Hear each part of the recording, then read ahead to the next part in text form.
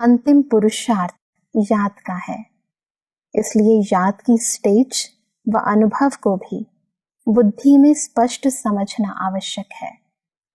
बिंदु रूप की स्थिति क्या है और अव्यक्त स्थिति क्या है, दोनों का अनुभव क्या क्या है, क्योंकि नाम दो कहते हैं तो जरूर दोनों के अनुभव में भी अंतर होगा। तो भाई साहब, हम सबसे पहले जानेंगे कि ये दोनों स्थितियां, इनका अनुभव क्या है।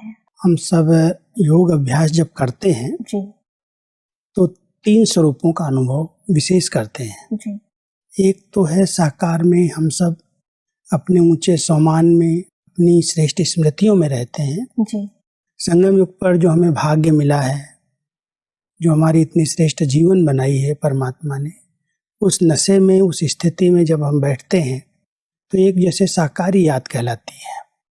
लेकिन इस साकारी याद के बाद जब श्रेष्ठ और शुद्ध संकल्प हमारे इमर्ज होते हैं, उस नशे और सम्मान में रहते हैं, तो धीरे धीरे व्यक्त दुनिया, व्यक्त बातों से हम ऊपर उठ जाते हैं। अव्यक्त स्थिति हमारी बन जाती है। जी रहते ही हैं, कर्म भी करते हैं, लेकिन ये व्यक्त भान में नहीं आते, व्यक्त बातों के प्रभाव में नहीं आते, तो अव्यक्त स्थिति का अनुभव होने लगता है। जी वास्तव में जब हम मेडिटेशन में बैठ जाते हैं तो पहले साकारी याद फाउंडेशन है, और फिर उसके बाद हम आकारी स्थिति, जो अव्यक्त स्थिति कहलाती है, जी जिसमें सूक्ष्म शरीर, लाइट का शरीर जो हम सब आत्माओं के साथ है, ये एक हड्डी मांस का शरीर है, और दूसरा हमारे शुद्ध संकल्पों से जो आभा मंडल क्रिएट होता है उसको हम लाइट का शरीर कहते हैं, आकारी शरीर। जी और इसका हम चलते फिरते कर्म में भी अभ्यास करते हैं कि हम एक आत्मा हैं और हमारे चारों ओर एक बहुत सुंदर पवित्र विचारों का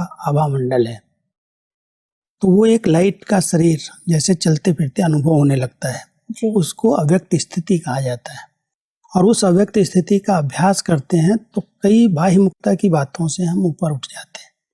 लेकिन जो हमारी योग की संपूर्ण स्टेज है, जिससे हमारे विकर्म विनाश हो, परमात्मा से हमारा मिलन हो, उनकी शक्तियों का अनुभव हो, वो है बिंदु रूप की स्टेज। संपूर्ण, जैसे मैं आत्मा हूँ और वो परमात्मा है, दोनों बिंदु स्वरूप माना लाइट के स्वरूप में ही हम स्थित हैं, और स्थित होकर के स्वयं के अनुभव में और परमात्मा को देखते हुए जैसे एक मिलन हो रहा है, उनकी शक्तियों का अनुभव हो रहा है, बाकी सब इधर उधर के जो विचार हैं जैसे स्टॉप हो जाते हैं। अनुभव है, शून्य नहीं होता।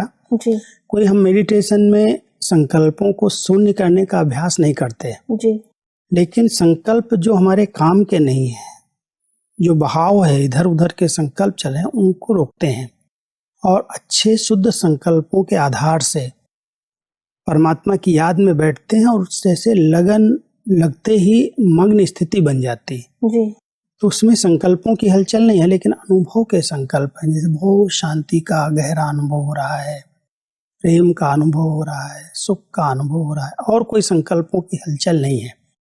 तो वो बीज रूप की स्टेज, बिंदु रूप की स्टेज, लाइट माइट संपन्न स्टेज, वो निराकारी स्टेज कही जाती है। और उसी स्टेज की अभी वर्तमान समय आवश्यकता है, क्योंकि बहुत सारा विस्तार दुनिया में होता जा रहा है, वृद्धि होती जा रही है, कई समस्याएं उत्पन्न हो रही हैं। ऐसे समय में इस प्रैक्टिस को बढ़ाने की जरूरत है, लेकिन इसके लिए हमें समय देना पड़ेगा। जी क्योंकि कई बार कार्य व्यवहार के अंदर हम साकारी याद में रह सकते हैं, जी नशे में रह सकते हैं, श्रेष्ठ स्मृति में रह सकते हैं, हम किसके बच्चे हैं, किसने हमें इतना श्रेष्ठ जीवन दी है, ये याद तो रह सकती है। लेकिन बीज रूप, जो बिंदु रूप की स्टेज है, उसके लिए एकांत का बिल्कुल अलग समय चाहिए। तो पूरा समय अगर मान लो नहीं मिलता है किसी को, बीच बीच में 1 घंटे में 1 मिनट देह से डिटैच हो जाए।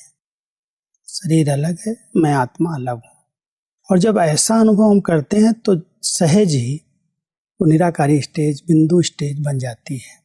भाई साहब, इसमें एक चीज है कि ये जो तीनों स्टेजेस हैं, ये स्टेप बाय स्टेप हैं या फिर डायरेक्टली हम किसी स्थिति तक डायरेक्ट भी अनुभव किया जा सकता है, लेकिन कोई बेस तो होता ही है। जी अगर कोई सारा दिन बाह्य मुक्ता में रहता है, जी अव्यक्त स्थिति नहीं बना पाता, और कहे मैं डायरेक्ट निराकारी स्थिति में स्थित हो जाऊं, जी तो तो अधिक समय वो स्थित नहीं रह सकता है। भले 1 सेकंड के लिए अनुभव करेगा, फिर नीचे आ जाएगा, क्योंकि बाह्य मुक्तता ही रुकावट है। तो पहले हम श्रेष्ठ संकल्पों में रमण करना सीखें, ज्ञान का चिंतन करें, परमात्मा के महावाक्य सुन करके उस पर विचार करें, तो हमारे जो बाह्य मुक्तता के संकल्प इधर उधर की बातें आ रही हैं वो स्टॉप हो जाएं। जी। संकल्प तो आत्मा को करना ही है, बिना संकल्प के वो रह नहीं सकती। बिल्कुल। लेकिन जो इधर उधर के व्यर्थ, नेगेटिव, जिनसे कोई कनेक्शन नहीं है, ऐसे विचार आ रहे हैं, उन विचारों को रोक करके श्रेष्ठ संकल्पों का चिंतन करें, स्वयं का चिंतन करें, परमात्मा का चिंतन करें, उनके गुणों का चिंतन करें, अपने घर का चिंतन करें। तो ये चिंतन करते करते, मनन करते करते मग्न स्थिति बन जाती है, और मग्न स्थिति को बिंदु रूप स्टेज कहते हैं।